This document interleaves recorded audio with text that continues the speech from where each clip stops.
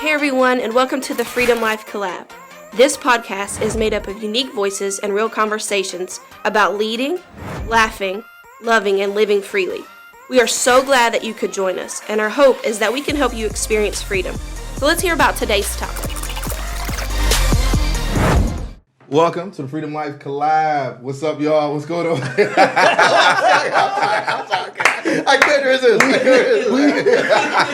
Hi, Mom. Hey, are we live right now? Can I get a woo woo? Which camera? Which camera should I look at? Which one? I don't know what to do with my hands right now. It's just be like, just keep elevating in the air. What is that? What is that from? What's wrong with us, man? We can't even do a podcast. So y'all can't see this, but we are. This is a normal day in the life. Yep. This is what we deal with. But hey, we are at FLC Studios. This is episode. What? It's going to be something there. I was leading you guys to the FLC Studios. It's all about vision. It's all about vision. It's Warner Brothers. Warner Brothers. Look at it. Y'all can't see the big picture, man. Y'all can't see the big picture. So we're gonna need some graphic. Right. It'll work. Post. Who's doing post? It'll work. It'll work. Anyway, go ahead. So, hey, y'all, this is episode 1. We're going to be talking about this topic that I'm so passionate about. I'm excited about. I get tons of people that come into my office all the time talking about this, living my best life. How do we intersect life and faith? How do we do that? So if we kind of just look at where we are as a culture, Oprah Winfrey pretty much made her debut. She coined the term, live your best life. Like last year, Lil Duval actually came up with a song, and this song, I don't know if it went platinum or something like that, but the song was called Smile, Living My Best Life. If you haven't checked it out, it's a pretty good song. Yeah. Don't do it at work, though. And then, not safe for work. Yeah, don't do it at church or at work. I'm not into the new school stuff. I'm into the old school stuff. So I'm gonna look up Big Duval. No. What? Yeah. Nothing. Yeah, back in the originals. No. All these littles. No. Okay, I'm sorry. Go ahead. So if you go to Google right now, or even check out Instagram, if you hashtag live your best life, there's like 1.8 million posts, and it's probably more than that now. Right. If you look up the phrase on Google, live your best life, there is 9.8 billion results. So even Jesus, like we talk about it so often, even Jesus is talking about living our best life. Hello. So one of the things we wanted to just jump into today is, what does that mean to us? Like, what does that mean to you guys? Remind everybody who we are too. Like, why don't you just say your name real quick? This is episode 1, by the way, y'all. So why don't we talk about who we are, and then what is your definition of your best life? What's your definition of your best life?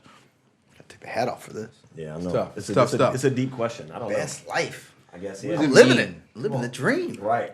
I'm living it. That's true. I'm Freddie. Federico. I'm the token old guy.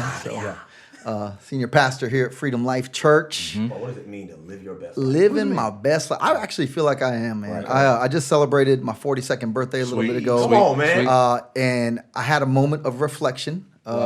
All of y'all were at my house. Your families, your children, all of the. My kids weren't there. I know, man. I'm just. I got one. Kyle, your kid was there. I couldn't But find that's it. because you had date night. I did have, I had a date night. At first, plan. I was a little upset that you didn't bring your girls over until y'all were leaving. He said, "Well, we got a few hours for her to go pick them up." I was, it's date night. Okay, I got you.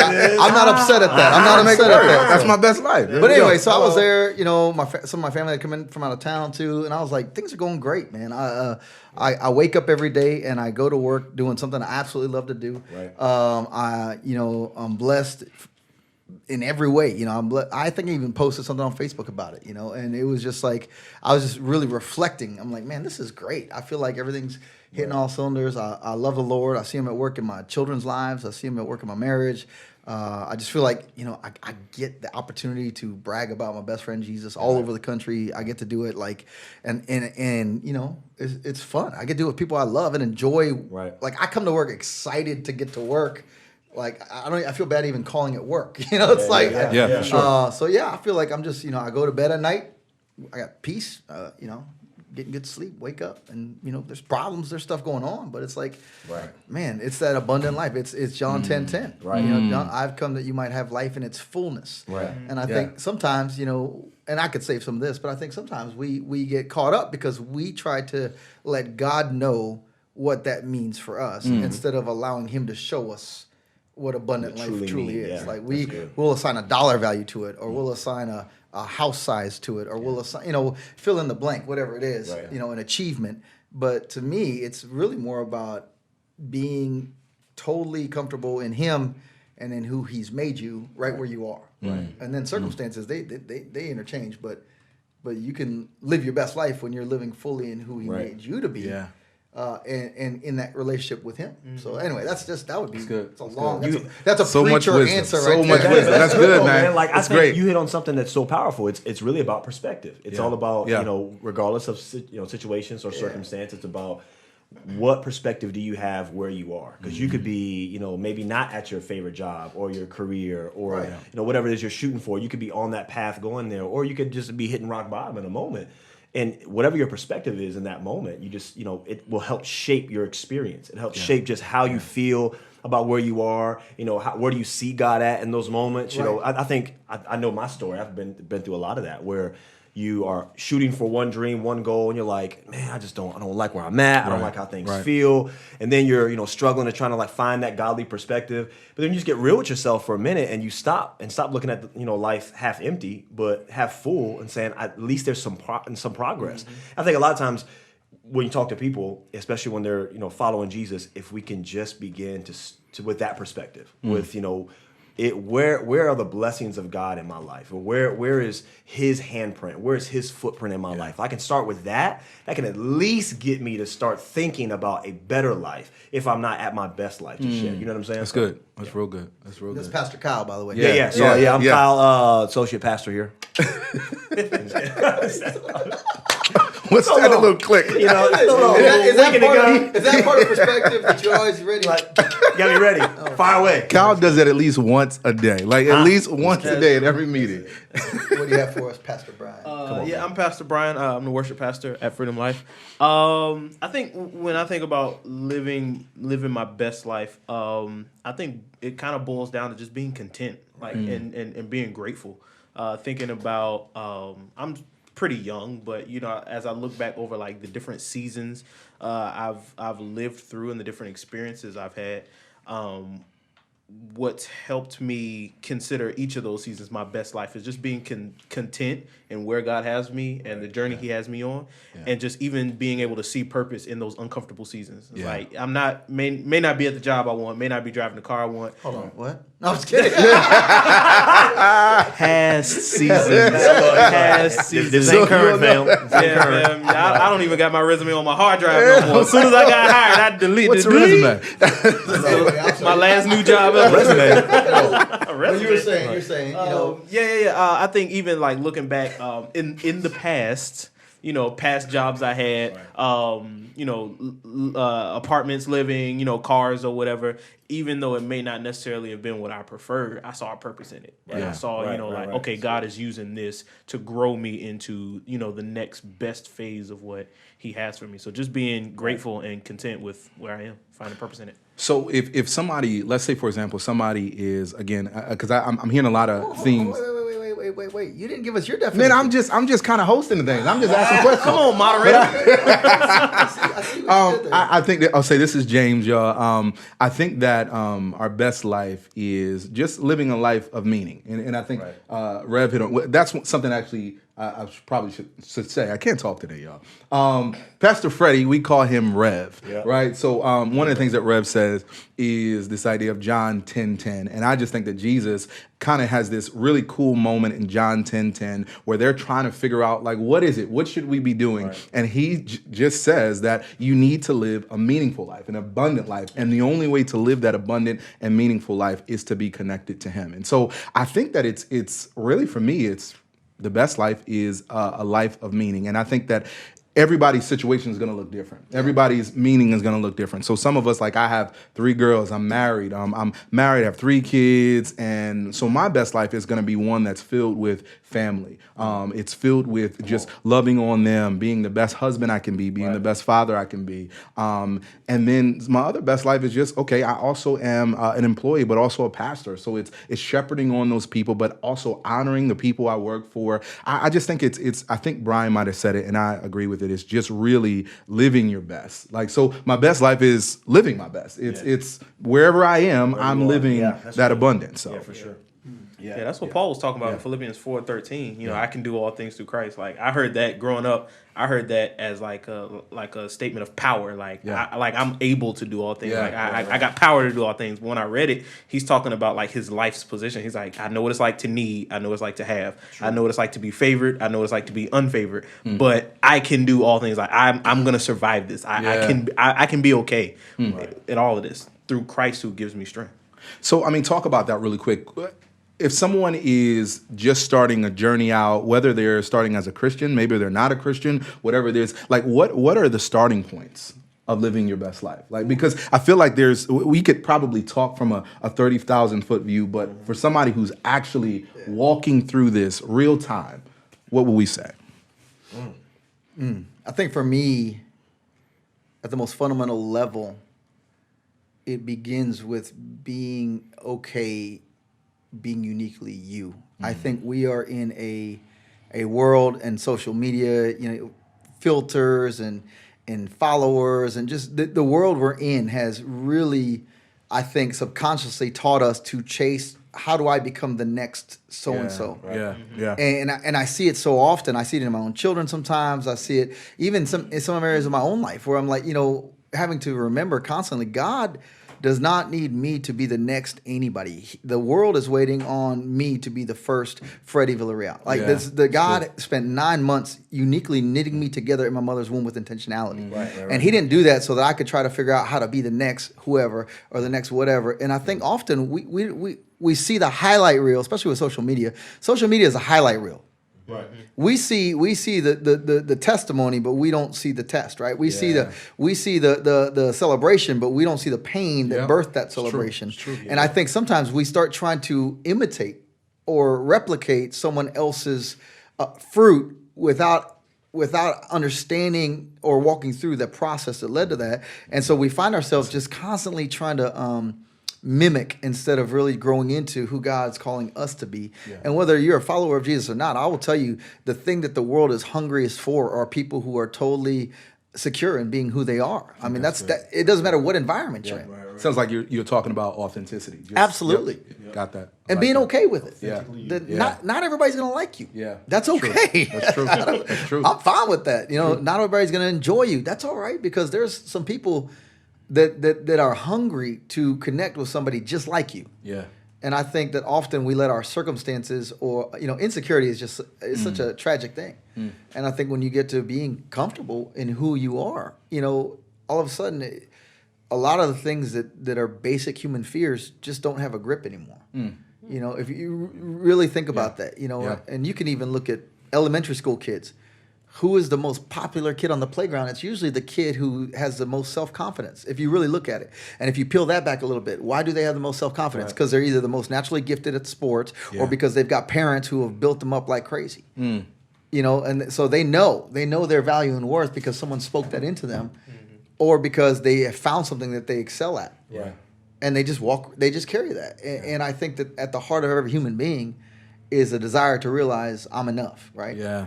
And so anyway, that's just... No, it sounds like you're hitting on a few things that are really awesome. It's talking about authenticity, but also now walking in that and being confident in who you've been created to be. But you also hit on some things too, that maybe it's the kid in the schoolyard who knows his own ability or her own ability, but also it's that kid who's been pumped up by their family. It's this idea of community, or a coach, too, or a mentor, or a teacher. So the idea of healthy community, I'm hearing, which we so desperately need. Right now. That's good. What else? Anything else? Because I think that this is a like 30. Again, let's take a jump off of the 30,000 view and just really meet people where they are. Like, what would you guys say to say, you know what? This is how we would start this journey. I would say gratitude. Just being thankful and appreciating where you are, what you have, who you're connected with. Because if you don't appreciate what's around you, it doesn't matter what you have, how much you have, who you know. If you don't appreciate it, it'll never be of any value to you. You'll always be looking for the next, the new, what else is out? What new church can I go to? What new Instagram filter can I use? But if you don't appreciate, there's some people who are, by national standards, probably poor or impoverished, but they're happy. They enjoy life simply because they just appreciate, I got a family, I got people that love me, I got clean water, like just the basic necessities of life. So I think gratitude. Yeah, attitude of gratitude. I love that. I love that. I think a big thing too that we might often forget is community, like the right type of community. The scripture, I think it's 1 Corinthians 15:33, bad company corrupts good character. Yeah. So just the idea of you got to make sure you have the right people around you at all times. Because if you don't have them there, you don't have those people who can keep you focused, keep your perspective right, keep you grounded when you're feeling yourself too much, or you're trying to be somebody that you're not, or you're just complaining about how life is going. You need those people to say, hey, take a second to refocus for a quick minute, and just realize where you are, realize what you have. You may not have everything you want, but look at what you do have.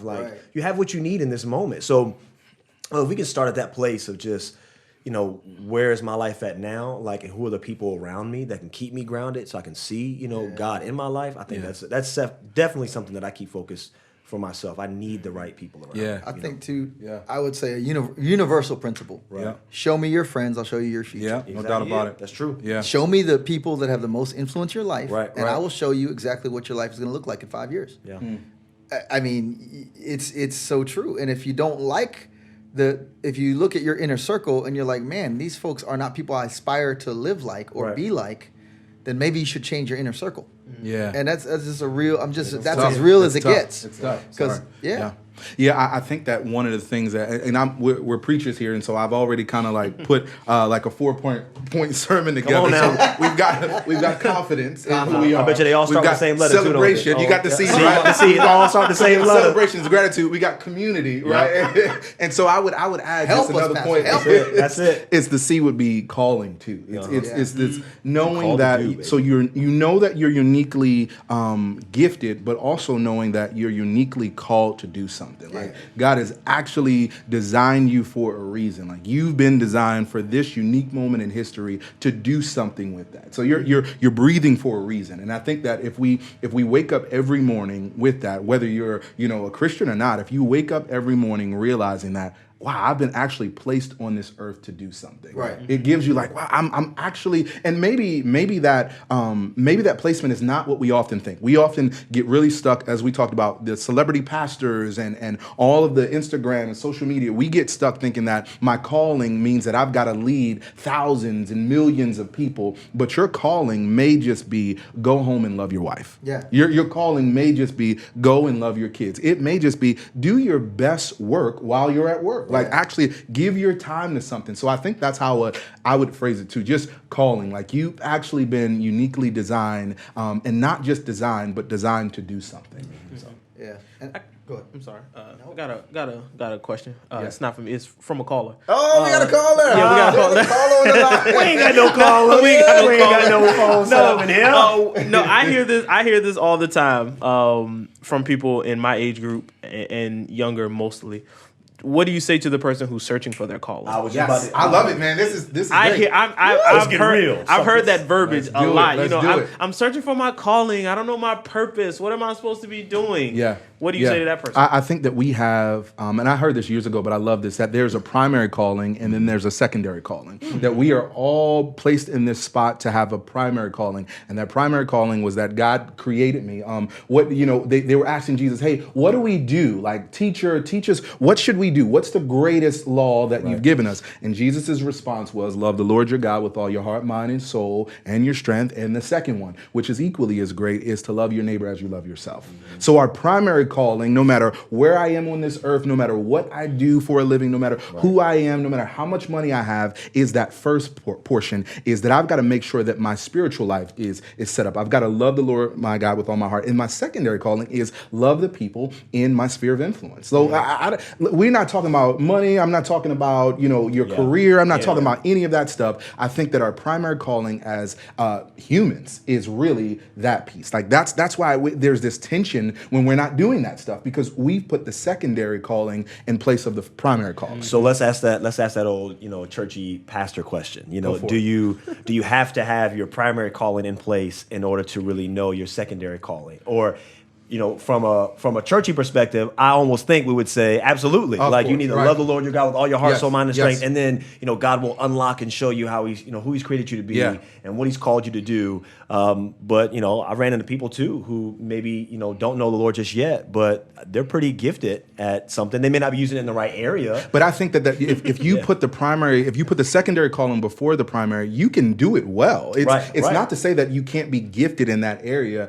but I don't know if it'll have long-term fulfillment. And I think that's what Jesus is leaning on. It's about sustainable. It's about long-term. It's about eternal perspective as opposed to just immediate stuff, right? And so the right place. Yeah, you use it. And so I could absolutely. So prior to becoming a pastor, just spoiler alert, like I was kind of like a accidental pastor. Like I never intended on becoming a pastor. What? Right? So what? Episode 3. Exactly. Right. We got an imposter. I'm just kidding. So my what I wanted to do was I got out in school, straight out of school. I wanted to be a management consultant and a motivational speaker. Like those were my things. I wanted to do training, development for organizations all over the world. Someone told me, they were like, "Oh, that's a great idea for you, James, but that's not going to be you." And I'm like, "What do you mean?" Like, and so I had visions of writing books and speaking across the stage, and I started that. I was speaking on different stages all over the place, and that was my secondary calling. Like I'm gifted at speaking. But the primary calling is where I was struggling with. It's like my relationship with God needed some tweaking. I wasn't focused on that. And so now, and I'm not saying everybody's going to become a pastor, but as I kind of lean into what he was, the primary calling, it gave more life to my secondary calling, if that makes sense. Hey, what's going on, fam? I'm Brian. I'm the worship pastor at Freedom Life Church. I want to remind you that the Sound of Freedom live recording is happening Friday night, October the 25th at 7 p.m. right at our church, Freedom Life Church. Now, the tickets are free, but you do have to register. All you got to do is go to eventbrite.com and look up the Sound of Freedom. Make sure you do it soon because already over half the tickets are already gone. So make sure you get yours today, like right now. All right, y'all, we are back at it. We've been talking about how to live our best life, and we got into some real interesting conversation about calling, primary and secondary calling. Y'all lean in a little bit more. What do you think when you're thinking about primary, secondary calling? What are the keys or the tools to living our best life as it relates to calling? Mm-hmm. I think, for me, going back to, like you were saying, love God, love people, right? That's primary. Everybody's called to that. Everybody, my wife, she kind of like cringes a little bit when people are like, I'm trying to figure out my calling. She's like, it's love God, love people. But I understand also what you mean, and that we all have a unique expression of that God has gifted us for. And I think, we get talking about how sometimes kind of putting the cart before the horse kind of thing, where we will get so focused on what I get to uniquely do that we stop doing keeping the main thing. And I kind of compare it to like it's like you trying to solve a calculus problem before learning algebra.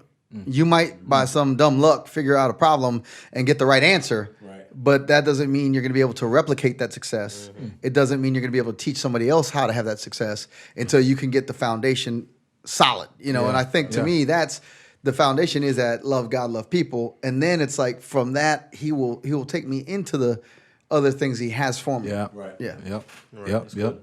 That's good, man. I think that we were kind of thinking through it, but we often lean on what we do before we think about who we are, right? So we're putting our work before our identity, and so I think it's a lot of great conversation. But I want to switch gears just for a little bit, and I want to ask you guys a question. What do you think are the biggest hurdles? And we're kind of leaning in on a little bit, but what are the biggest hurdles and obstacles of living our best life? What keeps us from doing it? Yeah. What you got, Kyle? They're trying to bait me into something I talked about earlier, just to be real. Some real time examples. Yeah. So let's lean into this real tension moment for me right now. Conversation. I think for me, the biggest thing living your best life, it starts with first of all, you and your, as James will call it, character. Like not character, your character. So I think a lot of times you can't really focus on living your best life if you're always focused on other people who are upset about your best life, or people who are like noticing something or want to say this or say that. Everybody's journey is different. I think that's the key thing that people don't want to talk about. They're like, your journey should look this way. If God calls you to do this, if God calls you to a different area or a position or something, and you move and come back, like what's that look like? Let's talk about it, right? What does that do? And a lot of times I look at people, and the righteous indignation in me wants to say, if God called you, you probably wouldn't want to go. Because it costs a lot. There's a lot of cost to the calling. There's a lot of cost to live your best life. Because a lot of times our best life doesn't mean the best version of what I can come up with. It means what is God calling me to do. So I think for most of us, it's, especially for me, I know the best version of myself that I ultimately want to be is the closest I can possibly be to Jesus, the closest I can be in my prayer closet to him, the most obedient I can be unto what he's called me to do, when he calls me to do it, how he calls me to do it. And then speaking of character, like representing him well in my responses towards people, representing him well in my actions towards people. Because you can get, like we talked about culture, you can get sucked into culture. You can get sucked into what people think. Oh, if you're not doing this, you're not living your best life. So there's just so much that goes into it. And I think it all boils down to your values and your beliefs and where you grounded, where you centered. That's the biggest, big argument for me. I feel like one of the things too is there's a lack of focus on the process, right? So we focus on so much of where we're going to go, but we're not focusing on the process. I think one thing that I think her name is Carol Dweck. She is a writer, and she's I believe she's a doctor, and she came up with this term, fixed mindset versus growth mindset. And I think that one of the killers of calling, one of the killers of success, one of the killers of living our best life is having a fixed mindset. Like what Pastor Kyle was talking about, is that we get so stuck on where we are right now, where everybody else is and what they're doing, that we're not looking at our growth mindset. The growth mindset says that, okay, I'm going on this path and this may not happen the way I want to, but I know that I'm growing in the process of doing this. And I've just seen that people don't often focus on the process. We're just so focused on the product that it's just like, well, I want to be, and I'll just put names out there, no offense to anyone, but we often talk to people in ministry, and everybody's always, well, I want to be the next Stephen Furtick, or I want to be Michael Todd, or I want to be T.D. Jakes, and I want to be, and all of these, Judah Smith, and it's like, well, you don't know what their process was. You don't know what they had. That oil costs. You don't know what it costs. And I think that we've got to be real that, okay, that I may not be where Stephen Furtick is, but I'm on my own journey and my own process, and as long as I can keep, know that I have a growth mindset, that I'm not stuck here, that if I put in the work, I can get to where God is calling me, not necessarily where he's calling everybody else, but if I put in the work and I keep my mind focused on the growth that he's calling me to, I'll get to that place. So for sure. I like the word you use, growth. Because one thing I was thinking about when it comes to a challenge in living our best life is like unhealthy ambition and just always trying to be like the best and the biggest and the brightest and the greatest. And I think it's good to have like some healthy level of like drive and like goals and stuff like that, but growing to them and not just chasing after them. That's true. You know what I'm saying? That's dope. That's dope growth. It's that Matthew, I think 16:24, pick up your cross and follow me, so to speak. Like it's that idea of bearing that cross or that calling. It's specific to each individual. And I think we, because of culture or because of what society thinks, we lump everybody in. It should look a certain way, and it is. It's that process. What is your process? And I think we can see some people's process, and it looks expedited. Like the Instagram version it's the highlight. Like, man, they went from here to here overnight. But in all reality, they went through hell and high water to get where they are, and they've went through that process. Or maybe something happened a certain way. It doesn't matter. Like I think the ultimate goal is for us to look at what's the process God has for you, which gives you the right perspective so that you can see the final product. Those peas, the Hello, preacher peas. Come on now. Come on, preaching with peas. Come on. That's it. Yes, I think what we're talking around are two kind of sides of the same coin. One is, I've heard about, self-confidence. We talk about things that add to living our best life, but then there's also those things that detract from it. Comparison is one of the things that we're hearing. Another, I think, that fascinates me is, we were teasing a little bit, but in this social media culture, right. People can have a voice without investment. And I think that... tweet that, retweet That's it. so good. Retweet. Write it down. I always try to remind myself Wow. that the loudest boos come from the cheapest seats. Cheapest seats. Right? So the least vested people are going to have the strongest opinions because they haven't taken time to get to know you. And I think I've watched as people have transcended from one level of influence to another, all of a sudden there's this new level of haters that are lined up for them.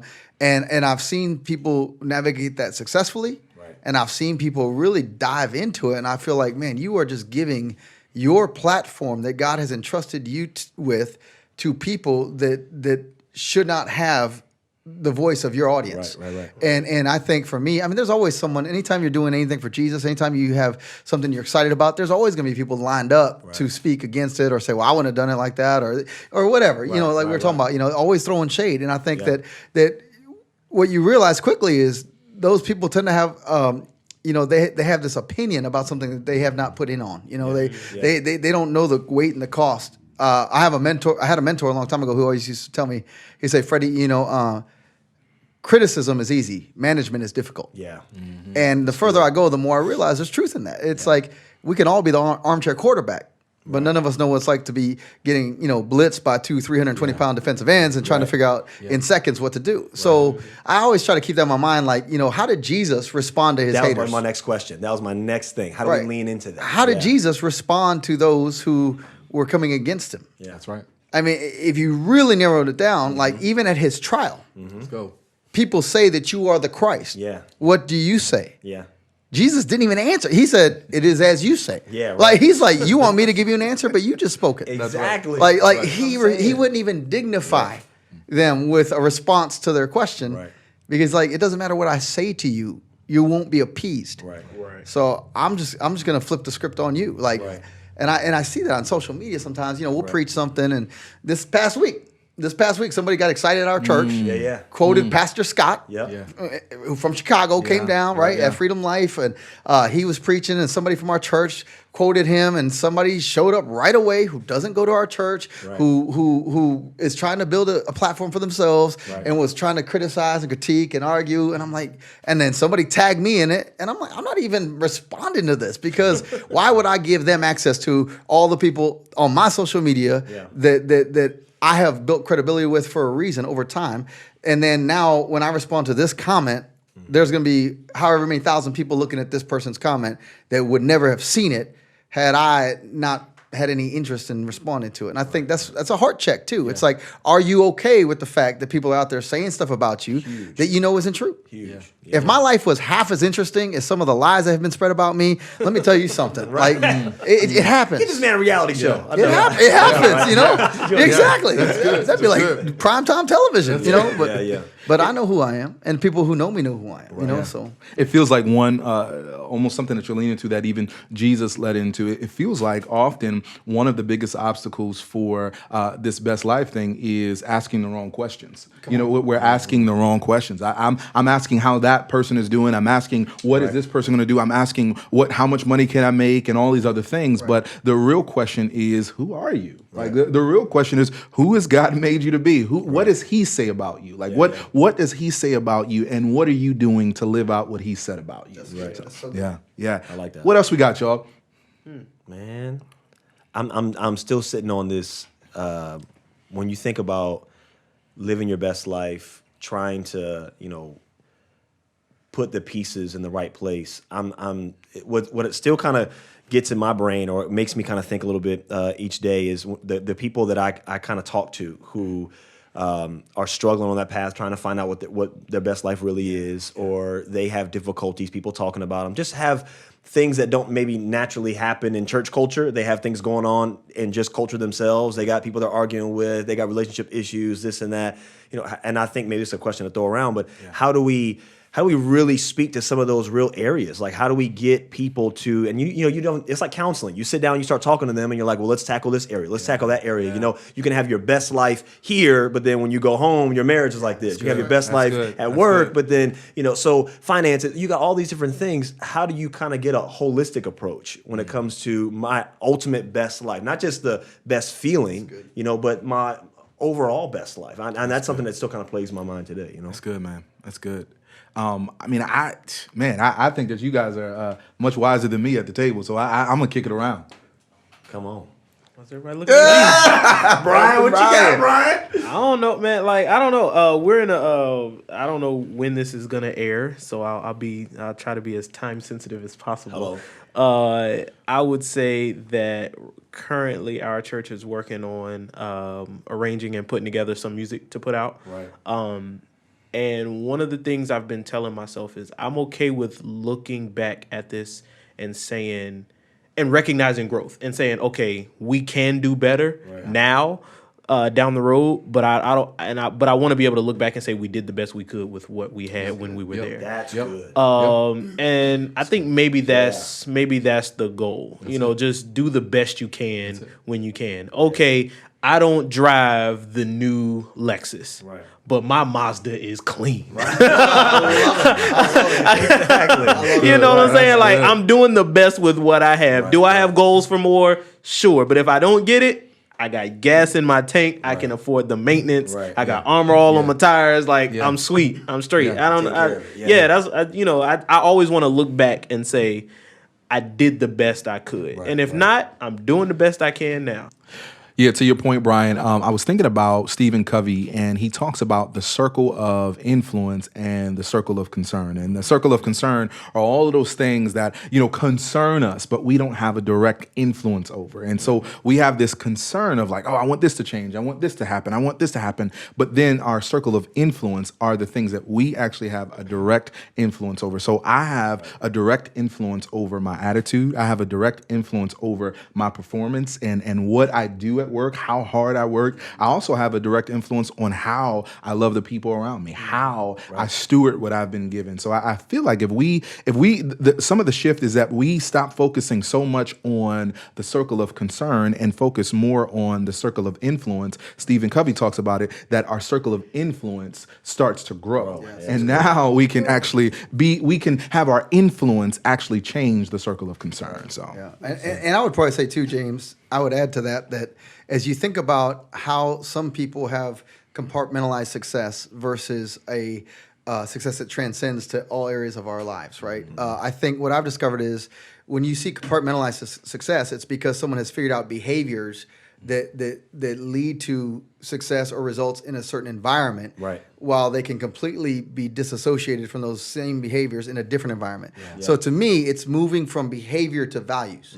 When you see, because values, they're going to show up regardless of what environment you're in, right? So the only common denominator between you at work, you at home, you on your day off is you, right? And so if at work I'm experiencing all this increase, but at home my things are falling apart, and in my social life it's hit and miss. The only common denominator between all three of those areas is me, which means I have learned behaviors here that aren't translating here and there. So good. The way to address it, I think, is to say, instead of focusing on behaviors, let's focus on defining what are our values, right? And that's exactly what you're talking about. You were talking about like your values drive how you treat people, your job. So when you understand your clear values and you say, so for me personally, I value loyalty, I value integrity, I value generosity. So whatever environment I'm in, those are going to define my life. Whether I'm relating to my children, whether I'm relating to you guys at work, or hanging out on a day off, we're at the beach, it doesn't matter. To me, those are driving principles that I have realized, man, they're biblical. And they lead to a life of abundance, right? It's just, and it's Christ, right? And so I want to be like Him, but I want to have clear language around that, because then I can explain to my children, well, this is why we're doing this for this family, because one of our values as a family is generosity. So we're gonna do that, and we're not gonna talk about it. We're not gonna, nobody needs to know we're the ones that do this, but this is just being Christ to this person in a way that we can. And then the really cool thing is then God turns around and gives you like the opportunity to do that more, right? Like He gives seed to the sower. It's just it reinforces the whole, whether it's integrity, loyalty. It's just I think values transcend circumstance. Not to be long-winded, but let me just add this. I learned very early on, and I've experienced it throughout many years. You cannot always decide what happens to you. Right. But you always decide who you are in that circumstance. Yeah, absolutely. And I think that's where we begin to define our values. Yeah, that's good. That's good.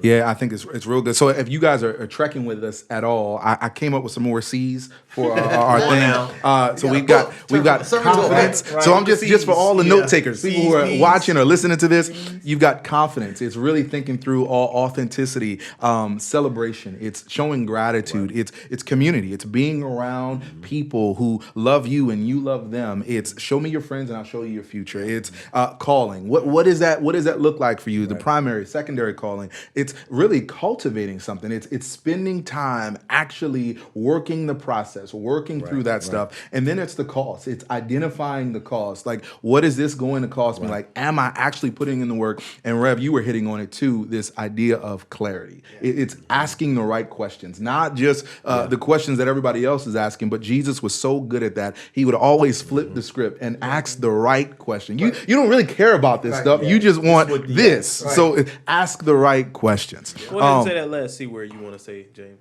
The one you say all the time.